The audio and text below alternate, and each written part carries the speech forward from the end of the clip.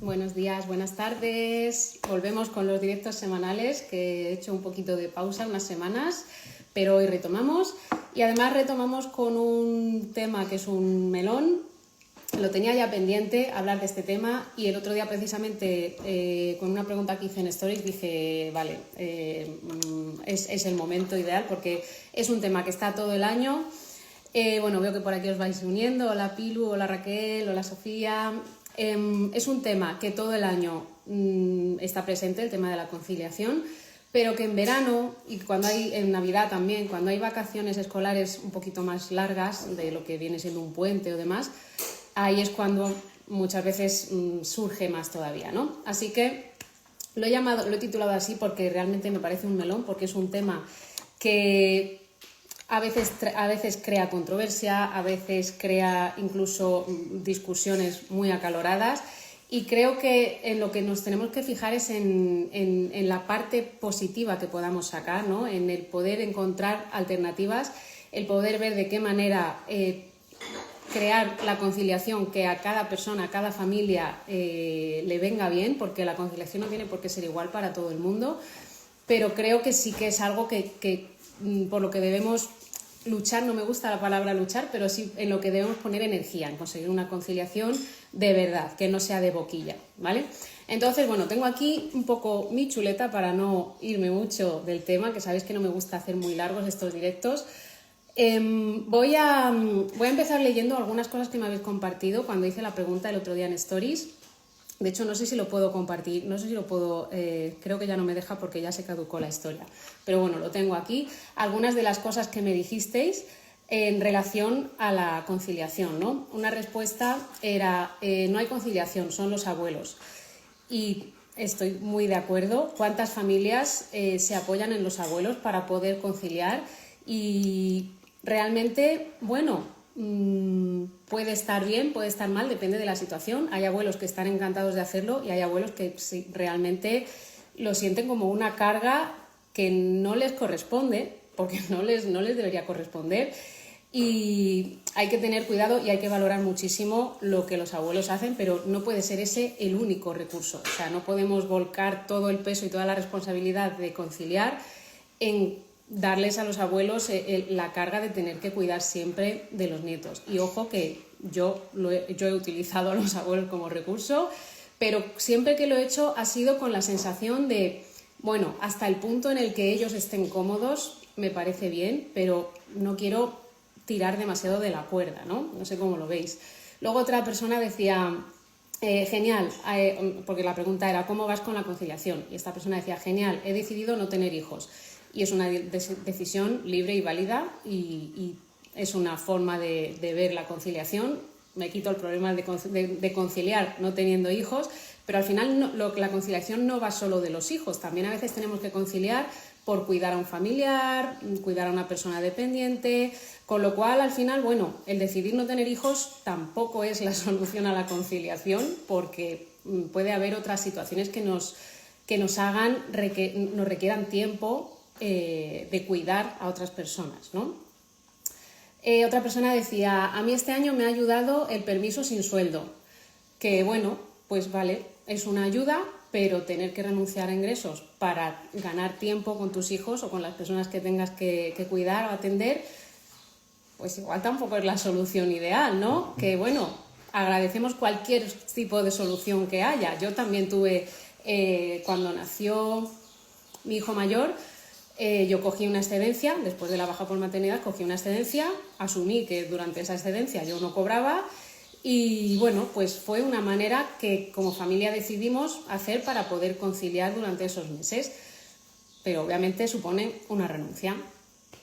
¿Qué más? Vale, había otra persona que decía, la conciliación no existe, o tienes familia disponible o cobras mucha pasta.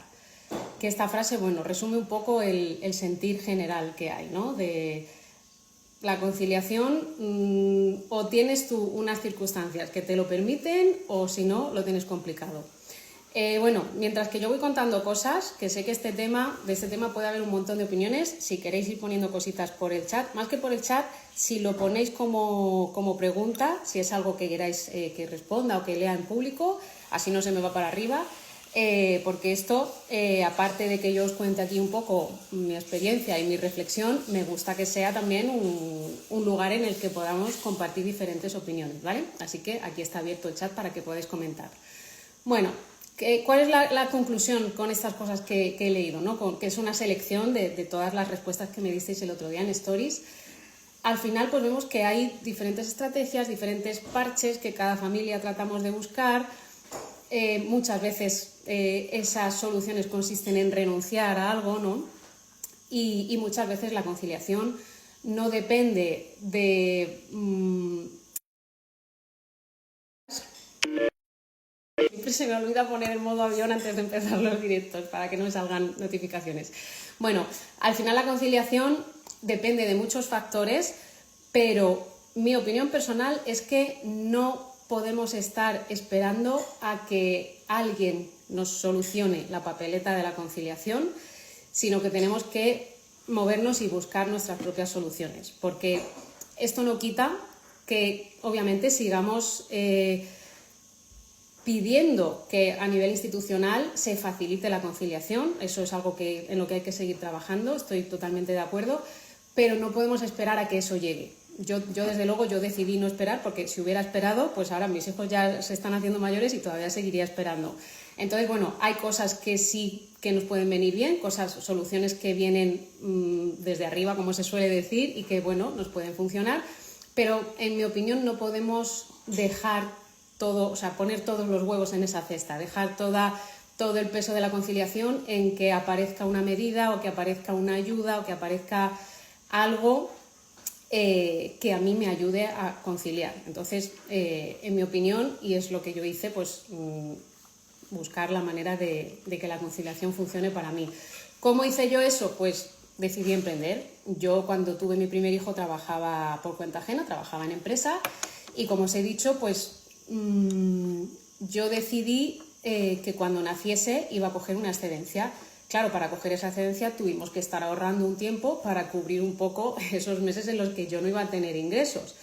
Entonces, al final, os cuento esto por si a alguien le sirve la experiencia, porque ya os digo, la conciliación tiene diferentes formas, pero en mi caso y en otros casos que conozco, el hecho de planificar un poco, de tener ciertos ahorros que te permitan poder renunciar durante un tiempo limitado a tus ingresos, y luego en mi caso también, y en otros casos que conozco, el hecho de emprender, a mí me ha facilitado infinitamente la conciliación. Yo me imagino ahora cómo hubiera sido mi vida y mi maternidad si hubiera seguido trabajando en empresa. A ver, no sé lo que hubiera pasado, igual de repente la empresa hubiera puesto unas condiciones maravillosas y hubiera ido genial, no lo sé, pero si hubiera seguido con las condiciones que había, eso no era lo que yo quería. Yo no quería tener ese tipo de maternidad, ese tipo de crianza para mis hijos en la que yo tenía que estar justificando cada vez que yo tenía que ausentarme del trabajo, e incluso cuando mi ausencia estaba respaldada legalmente, pues tener que aguantar comentarios, miradas, ¿no? Ese tipo de cosas que seguramente a más de una os habrán pasado si trabajáis por cuenta ajena. Entonces, por eso yo decidí emprender.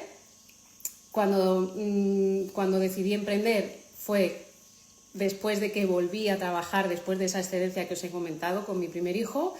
Y cuando yo volví con jornada reducida.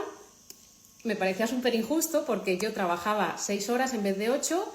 En 6 horas yo sacaba el mismo trabajo que sacaba antes con 8. Me di cuenta y dije, ostras, yo antes no estaba siendo igual de productiva. Ahora con 6 horas saco adelante el mismo trabajo. Y saco el mismo trabajo que sacan mis compañeros y compañeras con 8 horas. Pero cobro menos. Y aún así tengo que aguantar que cuando me voy antes que ellos y ellas me digan, qué bien vivimos, ¿no? Entonces, esas cositas, pin, cada día, llega un punto en el que dices, no, hasta aquí, no tengo por qué soportar esto. Entonces, yo ya empecé ahí con el run y dije, yo así no voy a seguir, yo voy a emprender.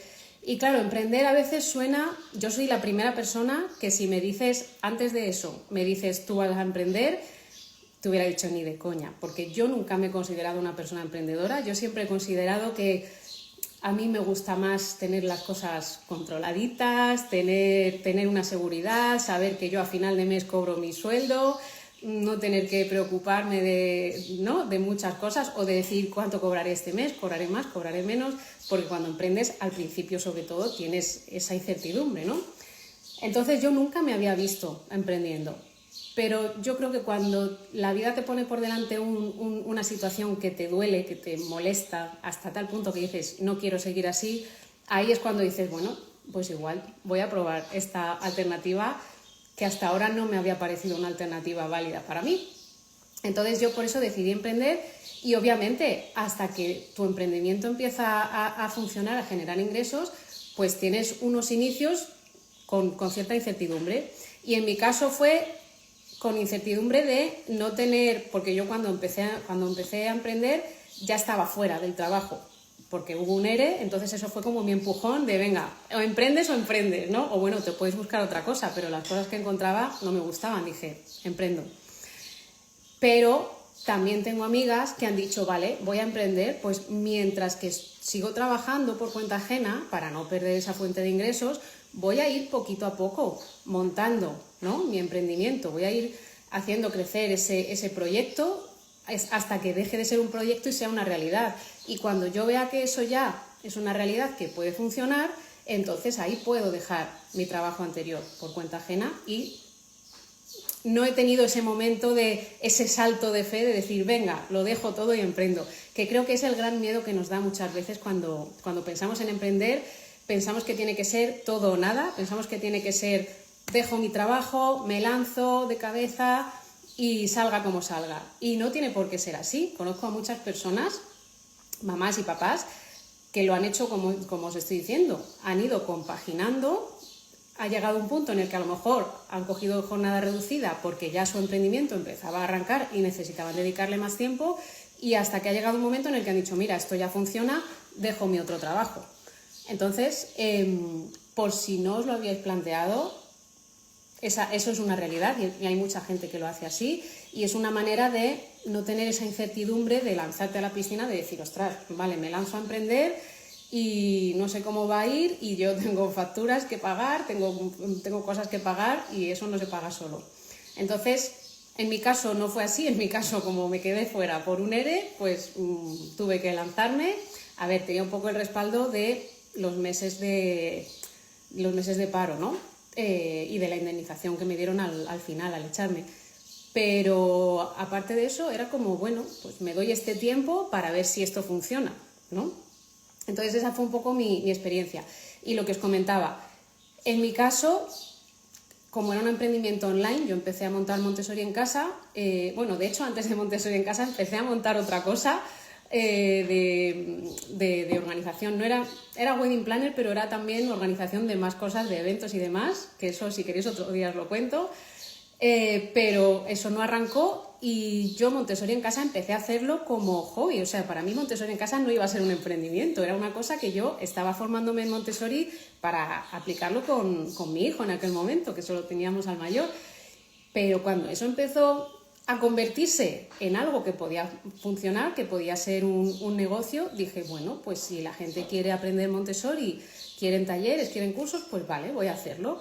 O sea que ni siquiera mi primera idea inicial fue la que luego funcionó, para que veáis cómo esto puede cambiar muchísimo.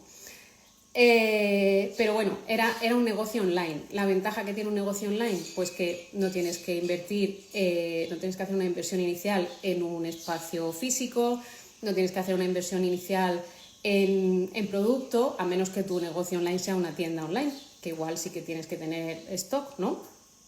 Entonces es como menos compromiso de inversión inicial, ¿no? Que dices, bueno, si me va mal, pues por lo menos no he perdido mucho, ¿no? No he invertido mucho. Lo que más inviertes es obviamente tu energía, tu atención, tu aprendizaje, ¿no? Tu tiempo, pero no tienes que hacer esa gran inversión inicial y no tienes tantos gastos, pues eso, de mantener un local físico, agua, luz, etcétera, ¿no?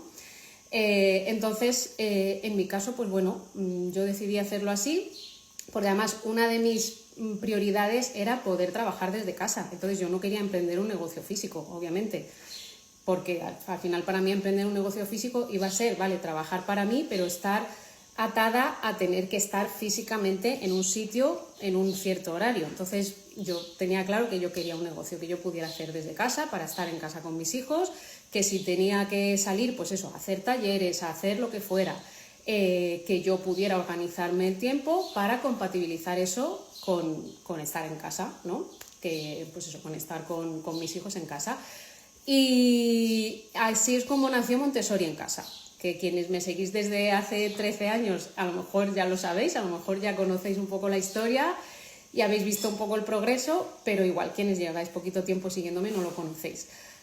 ¿Qué pasó después de eso? Pues que yo además descubrí los aceites esenciales de Young Living y descubrí que también podía ayudar con los aceites esenciales, podía ayudar a las familias a las que ya estaba ayudando en su crianza, porque al final yo utilizaba los aceites esenciales para cosas muy relacionadas con mis hijos y con mi autocuidado, y yo decía, si es que esto va súper relacionado con la crianza al final, ¿no?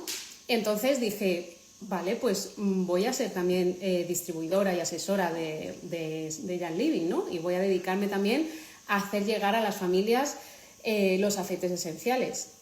Y ahí es cuando al principio tuve un poco el obstáculo de compatibilizar lo que yo en principio veía como dos negocios. Yo veía como Montessori en casa por una parte y mi negocio en Young Living como otro negocio, como dos negocios, ¿no? Entonces, hasta que yo encontré la manera de que eso fuera uno, porque me daba cuenta, yo decía, pero si tengo las mismas clientas, o sea, las mismas mamás que me piden Montessori y crianza consciente, me piden que les ayude con aceites esenciales, aromaterapia, cambiar de estilo de vida, tener una vida más natural y demás. Entonces yo dije, esto no son dos, es uno, pero como con dos ramificaciones, ¿no?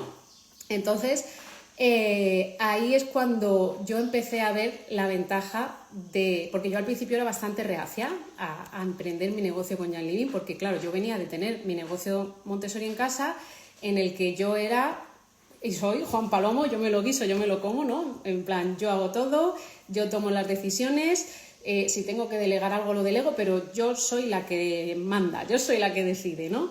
Y al final, emprender en un negocio de network marketing, como es el de Young Living, consiste en que tú tienes tu propio negocio, pero tú no tienes el almacén con los aceites. Yo no tengo los aceites esenciales en mi casa, tengo los míos, pero los que la gente compra no se los mando yo, lo compran en la web de Young Living y el almacén de Young Living se los manda. Entonces, para mí eso era como perder un poco el control, porque era como, a ver, y si yo estoy hablando de un aceite y de repente ese aceite se queda sin stock, ¿qué hago?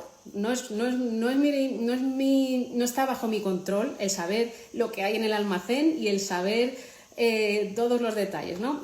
A mí me resultó como un poco una pérdida de control y me sirvió, fue un aprendizaje para mí de aprender a soltar, de decir, bueno, es que no tienes por qué tener tú el control de todo, pero ni siquiera en Montessori en casa igual es sano que tengas el control de todo, ¿no?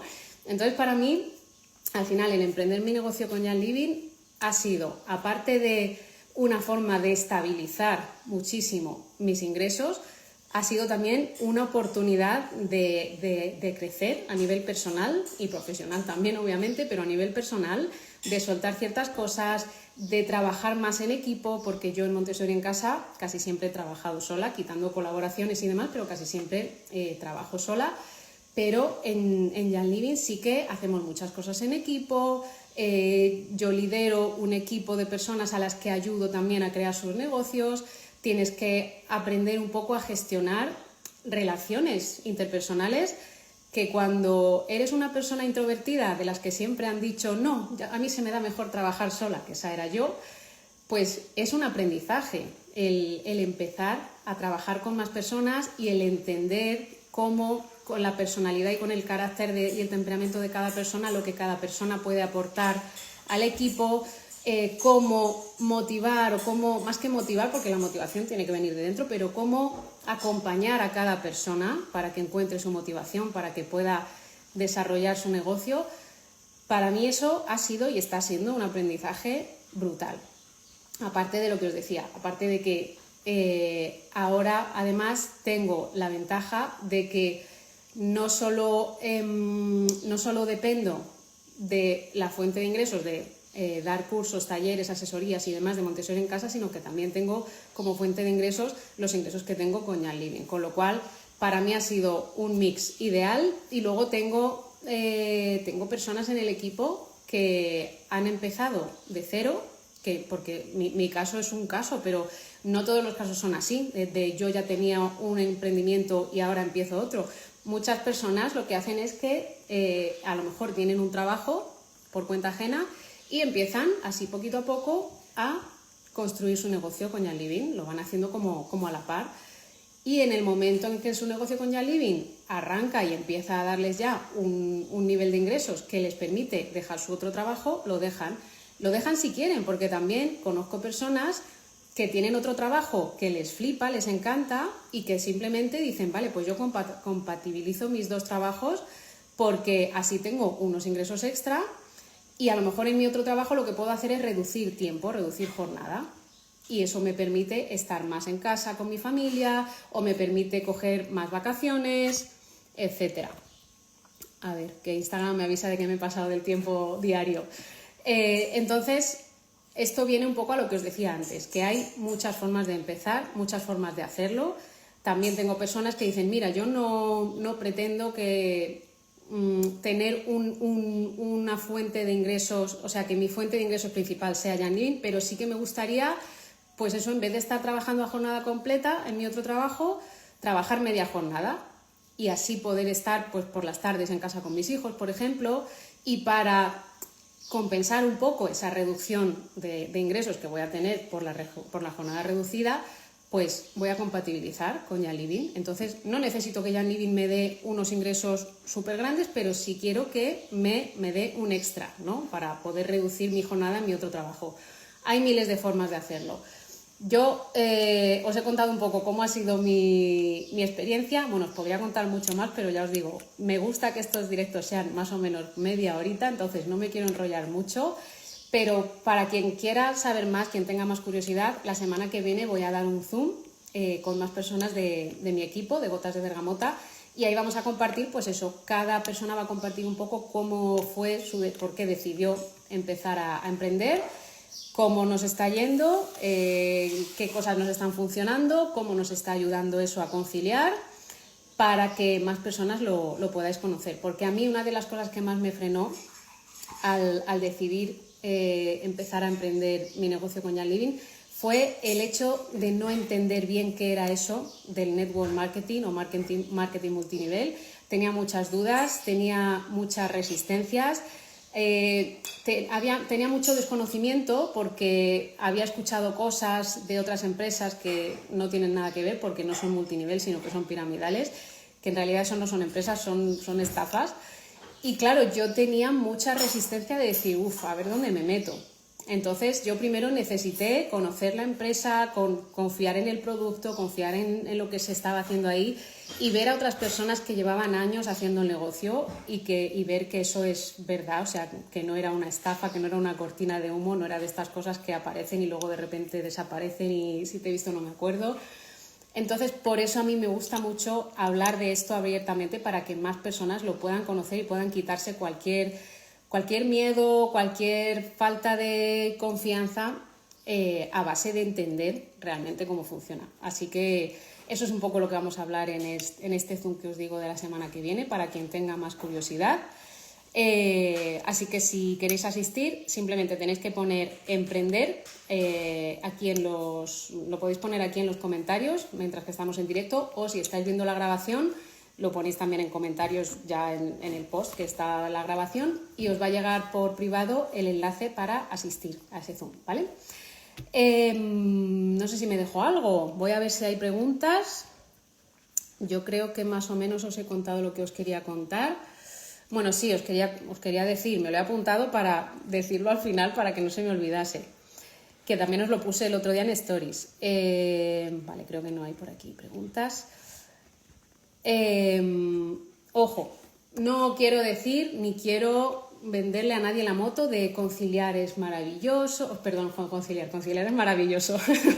Lo que no siempre es maravilloso es emprender. Obviamente todo tiene sus pros y sus contras y emprender pues tiene su cierta dificultad, pero para mí, compensa. Los pros son mucho más que los contras, ¿vale? Porque se habla mucho de, es que ser emprendedor es muy duro, es que ser autónomo es muy duro, y a veces es duro, pero para mí no es más duro que trabajar por cuenta ajena. Entonces esa es mi experiencia y mi conclusión. Luego para cada persona puede ser diferente, ¿vale? Yo os digo que obviamente emprender tiene sus altibajos, pero que luego tú tienes que valorar los pros y los contras, y en mi caso, después de 13 años como autónoma, los pros superan a los contras. Entonces, bueno, esa es mi contraseña, iba a decir, mi conclusión y mi moraleja. Y nada, bueno, estoy viendo que habéis puesto varias personas aquí a emprender. Voy a asegurarme de que funcione lo de que os haya llegado el enlace, ¿vale? Ahora después me he quedado con vuestros nombres y si no os ha llegado os lo mando yo manualmente. Y lo dicho, si estáis viendo la grabación, este Zoom lo vamos a hacer la semana que viene. Si lo estáis viendo más tarde de la fecha en la que lo he publicado, de todas formas, escribir la palabra emprender, porque a lo mejor más adelante volvemos a hacer otro Zoom del mismo tema, ¿vale? O si al final lo grabamos, pues es posible que podáis ver la grabación. Es decir, que si ha pasado la fecha, el día 23 de julio, que es cuando lo vamos a hacer, que aún así escribáis emprender, porque si hay interés en el tema, posiblemente repitamos, ¿vale? Y nada, pues eso es todo por hoy. Nos vemos la semana que viene en el directo de la semana. Ahora mismo no me acuerdo de qué vamos a hablar la semana que viene. Que tengáis buen día y nos vemos por aquí. Besitos. Chao.